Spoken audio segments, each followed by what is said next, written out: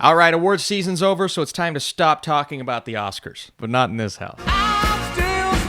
What is up, Flick fans? Welcome back to the channel. Today we are ranking the previous 10 Best Picture winners, and I'm going to give you guys some insight into how I feel about these movies. Oftentimes we say, well, the Best Picture winner, it's overrated. Actually, I feel like people say that every year.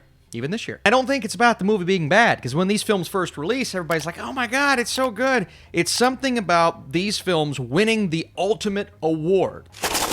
An award? The stigma of being the best picture of the year. And oftentimes, people rise up against it and they say, no, it's not. It's one of these other 1,000. And everyone's different. Look, every year I feel like I have a different movie that I love more than the best picture winner, but I will say, when you look at this list, I don't really hate any of these movies. I actually like all of these movies. To what degree? Do I truly feel like they were the best picture of that year for most of them? No. All right, let's get started. At the bottom of this list is a movie that I still enjoyed when it came out, but the longer we are removed from this film, the less impactful it feels. And that is Nomadland. Look, I have nothing against Chloe Zhao. I actually kind of defended Eternals when it came out. I think she is a wonderful filmmaker. From The Rider, which I thought was a beautiful movie, to this, and Nomadland has a lot going for it that makes it a pretty good movie, right? Beautiful cinematography, the way they capture this landscape, some beautiful shots in here. Frances McDormand's performance is amazing. She rocked this movie. I think a lot of that comes down to the direction and how good she was with both actors and non-actors in here. A couple of people in this movie that you get authentic performances from, mostly because they are kind of playing themselves, but still, a couple of people in here, I'm like, they should have been nominated for Best Supporting Actor or Actress, and they're not even full-time actors.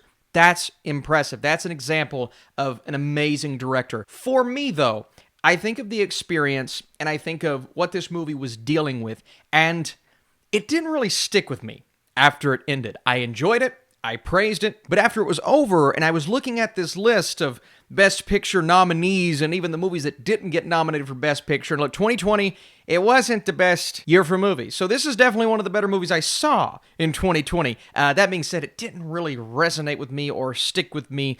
Going back and watching it again, the pacing kind of got in the way of my enjoyment the second time around, and it just didn't have that story that sucked you in. I'm going to praise the aspects of it that make it a good film, a good structured experience, from the cinematography to the shot selection to the color correction. All of those things are really good, but again, you have to also measure a movie on how it resonates with you and how emotionally attached you are. And I was attached to some of those supporting performances, but the story, it just didn't have that impact for me. So out of all of these films, this is the one that I look at and say, well, I have the least attachment to this. I'm not even necessarily saying it's the worst movie on the list, but I just, it didn't resonate. It is what it is. It is what it is. Next up, The Shape of Water, or the fish sex movie.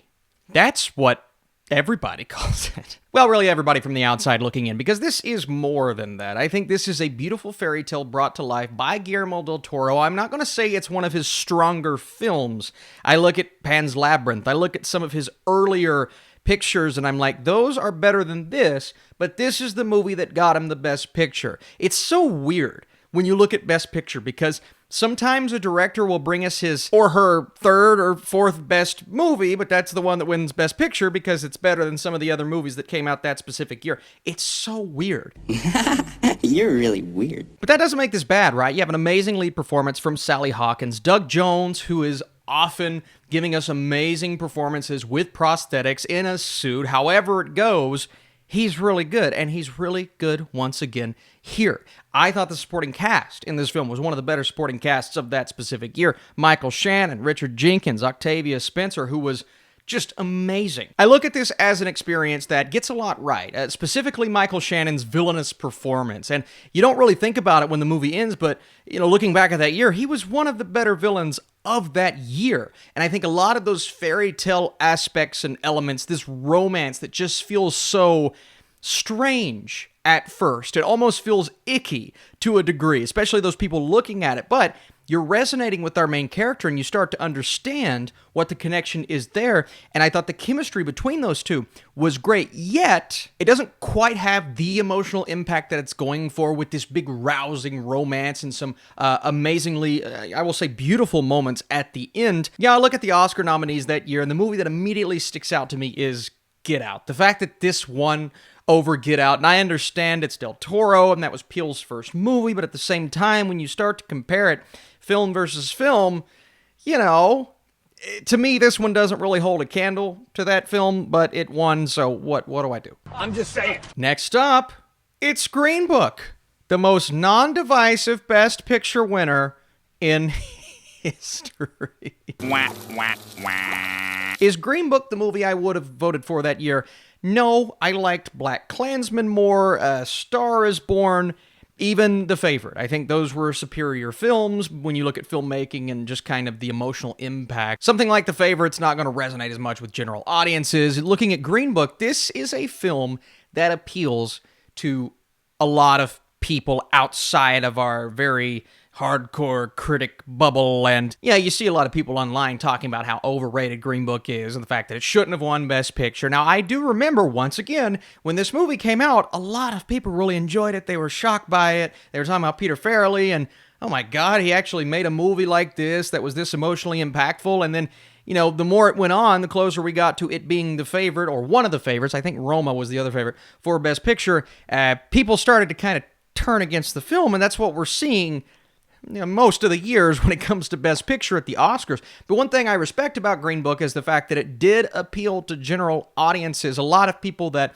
I know, and I was seeing the response on, you know, IMDb and things like that. Yeah, there's simplistic elements, and this movie has been done a couple of times before, and nothing about it is as special as it thinks it is, but you have two great performances at the center, a heartfelt, friendship-based story, solid direction, really solid elements, from the cinematography to some of those more impactful and emotional moments that will resonate and stick with people. And that's why I put Green Book at 8th on this list, because emotionally, honestly, it sticks with me a bit more than the two movies that I just talked about. So that's going to throw some people off, but as much as I hear when it comes to hatred towards this film, I look on Letterboxd, I look on IMDb, I look on, you know, Rotten Tomatoes, and I'm like, a lot of the responses are positive. And I get the complaints, I really do, but I love a movie about friendship. I love really good performances, and there is no denying that Mahershala Ali was incredible in this movie. I mean, monumentally good. He won a freaking Oscar, and he deserved it. 100%. Next up, Birdman, or The Unexpected Virtue of Ignorance. This is one of Michael Keaton's best performances ever. This may be his best performance ever. Well, this and another movie we'll talk about, but I truly believe Birdman was one of the better movies of that year. Again, was it my choice? No. That year featured The Grand Budapest Hotel and Whiplash, which is one of my favorite films of all time. So it's not even fair that its competition is genuinely one of the best movies ever, except it beat one of the best movies ever. I still don't understand that. You know, so when you start to play the comparison game, I think that's where the frustration comes in with these Best Picture winners. It's like, yeah, Birdman's good, and it's better than some of the nominees, but comparing it to like Grand Budapest Hotel and especially Whiplash, it doesn't hold a candle to Whiplash, in my opinion. But the whole one-take thing, you know, I am a sucker for a good one-take, and I look at other films that have the same shtick, and even if it's a 5 to 10 minute sequence, I'm always in awe when movies manage to accomplish this. So the technical mastery of Birdman and what it was able to accomplish, being a one-take in its entirety and showing a great character study with Michael Keaton's character, and having the fact that he played Batman in real life and playing a superhero, a washed-up actor, a washed-up superhero in this movie, and all of the things he's having to deal with, and just going through this crazy sequence of events that pushes him further and further into madness, that makes for a compelling watch. And even if not everyone's as interested in the material, what we're dealing with here, because it's very simple, it's a character study, there's nothing truly revolutionary about this story, about this script, but it is the technical mastery and the performances at the center that truly make it a great experience. From Emma Stone to Zach Galifianakis, who was surprisingly great in this movie, Andrea Riseborough, Edward Norton, and of course, Michael Keaton himself, whom I met in a bathroom once. Next up is Coda. Look, I could make the argument that some of these other Best Picture nominees this year were better. Dune, I thought was great. West Side Story, I thought was fantastic. But Coda is heartfelt, simple, beautiful, wonderful. It's a family movie, but it's also something that resonates and does indeed get better the more you watch it. I think a lot of more hardcore critics are going to look down on Coda and say, well, it doesn't have the cinematography. It doesn't have a lot of the below-the-line things. And I get that, right? Does that make it an all-around Best Picture contender? I do think some of the movies that are below this movie on this list are technically better films, but what movies impact me the most? I would put Coda towards the top of that list emotionally, right? I watched it. My wife, she never cries. You could have the most beautiful, heartfelt, touching moment, and my wife just wouldn't show any emotion, but this movie got her to cry. This movie got me to cry. The end is so touching. Those relationships between she and her mother, she and her father, Troy Kotsur specifically, is outstanding. Genuinely one of my favorite actor performances, wins in a long time. But again, it's just such a simple story. It's a coming-of-age story. It almost reminds me of another movie that I love and I thought should have been nominated for Best Picture. It reminds me of the heart that I got from a film like Sing Street, right? It's not as well constructed as that movie, but Coda does so much. It also did a lot for the deaf community, and allowing this type of representation, getting deaf actors in there, it's really cool what it was able to do from that perspective, but it really impacted me while watching, and I think that's why I have it a bit higher up on my list. I'm trying not to be as snarky looking at a film like this because I have seen movies that look better. I have seen movies with better soundtracks and scores, but Coda, it just has the heart required for a film like this. Not my favorite movie of that year, but it's definitely among my favorites and one of the better Best Picture winners, personally. 12 Years a Slave, intentionally so, is one of the most difficult watches you will ever have. To see what Chiwetel Ejiofor's character went through in this film was so impactful, beyond impactful. I don't know if a movie has ever hit me in this way. I'm not saying it's the hardest hitting movie I've ever watched, but, well, it's close to that. But this hits you in a different way, the difficulty level of watching and seeing what his character goes through, but the importance of what this story is. 12 Years a Slave, it does everything it needs to do, and it truly focuses on quality. It brings you amazing performances. The cast, from Fassbender to Lupita Nyong'o, Chiwetel Ejiofor, Benedict Cumberbatch, Paul Dano, Sarah Paulson. Oh my God. This was an all-star cast all the way back in 2012. And you start looking at it compared to some of the other movies, and you start to understand that it may actually warrant Best Picture. I said 2012, I meant 2013. The one movie I look at and I say, I get it. It's a drastically different kind of film. But the one I'm like, I don't know, is The Wolf of Wall Street. That is a masterfully crafted, not as emotionally impactful experience, but I'm not fucking leaving! from almost every level, you look at the filmmaking, I do think that's a better constructed movie. I also loved movies like Her and Gravity. It was truly a great year for Best Picture nominees. That being said, I do understand why 12 Years a Slave won, because of the fact that it's so emotionally impactful, because of the performances, because of the experience. It's not a movie I really want to go back and ever watch again, but that's because it did its job, and it did everything it needed to do, and Steve McQueen, I thought, really crushed it. I do think the pacing was just a bit of an issue for playing the comparison game, but I have no real complaints here, and I do think this is a great movie. Now we've reached the tier of movies where I think they deserve their Best Picture win, and I look at a movie like Moonlight, I almost said Moon Knight, Moonlight, and I understand. I was a little heartbroken at first because I was a big La La Land fan. That was my personal choice for Best Picture. I mean, it was hard between that and Hell or High Water. That was a great year for movies. That was a great year for Best Picture nominees. But when Moonlight won after the fiasco that it was... This is not a joke. Moonlight has won Best Picture. I sat back and I said, I get it. Because Moonlight has all of the things that you need to win Best Picture. Amazing performances, a heartfelt story, emotional elements that you don't often see in other movies, a story told in 3 very distinct parts with 3 distinct actors, but at the end of the day, it comes together so beautifully, and you understand why Barry Jenkins made the decisions that he made. And oh, by the way, Mahershala Ali. Oh my God. This performance, as short-lived as it was in this film, the moments that we do get with he and our main character, absolutely beautiful. All of the other performances in there, spectacular. And you just see why Barry Jenkins is as good as he is, because he painted a picture here that was unlike any other movie that year. That's why I got it. I may have slightly preferred La La Land or Hell or High Water. I believe that was the Sing Street year. But Moonlight was a beautiful film, and I believe that it's one of the few that genuinely warrants the Best Picture win. Next up, Everything Everywhere All at Once, the movie that's already getting backlash, pushback. Isn't it beautiful to see? No, it's not. But like I said, it doesn't matter how good the movie is. It's going to happen every year. It's happening now. That's fine. I love this movie. It's so distinct and different and just so separated. It separates itself from not only the genre, but every other movie that came out last year, which I thought was a great year for movies. Again, it's not my favorite. I actually preferred All Quiet, and I preferred Top Gun Maverick, but I gave all 3 of them the same score. So it's like, Austin, which child do you love the most?